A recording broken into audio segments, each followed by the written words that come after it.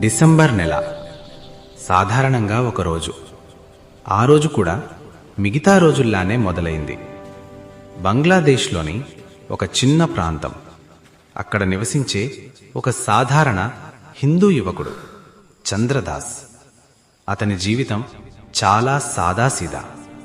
పని, కుటుంబం, ఎవరికీ ఇబ్బంది పెట్టని స్వభావం. ఆ రోజు ఉదయం కూడా అతను పనికి వెళ్ళాడు. తిరిగి ఇంటికి లావాలని కలలు కన్నాడు. కాని అతనికి తెలియదు ఆ రోజు అతని జీవితంలో చివరి రోజు అవుతుందని. ఏమైందో ఎవరికీ స్పష్టంగా తెలియదు.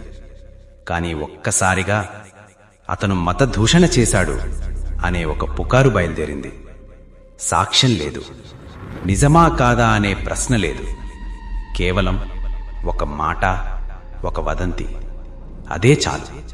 జనసమూహం మారింది రాక్షసులుగా. చూస్తూ ఉండగానే కొద్దిమంది వందల మందిగా మారారు. ఆ గుంపులో కోపముంది, మతం పేరుతో వచ్చిన అంధత్వముంది.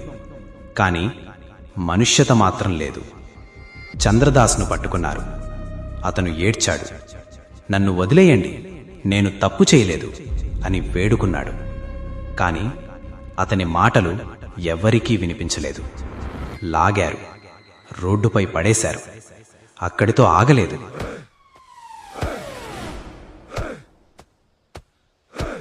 చెట్టుకు కట్టేశారు. చుట్టూ గుంపు నిలబడ్డది. కొందరు వీడియోలు తీశారు. ఆ క్షణంలో అతను ఒక మనిషి కాదు, ఒక శత్రువుగా మార్చేశారు. చెప్పడానికి కూడా గుండె కంపిస్తుంది. అతనిపై కిరోషన్ పోసి నిప్పంటించారు.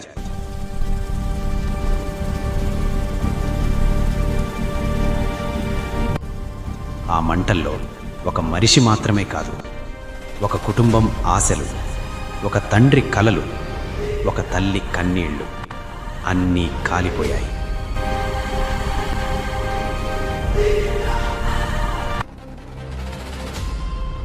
తరువాత పోలీసులొచ్చారు. అరెస్టులు జరిగాయి. ప్రభుత్వం ప్రకటనలు చేసింది. కాని చంద్రదాస్ తిరిగి రాలేదు. అతని తల్లి ఒడిలో కుమారుడు లేడు. అతని తండ్రికి సమాధానాలు లేవు. ఈ కథలో అసలు తప్పు ఎవరిది? ఆ యువకుడిదా? పుకారు పుట్టించిన వారిదా? అంధంగా నమ్మిన జనసమూహమా? లేదా మనమందరమా? నిశ్శబ్దంగా చూస్తూ ఉండిపోయిన మనమా?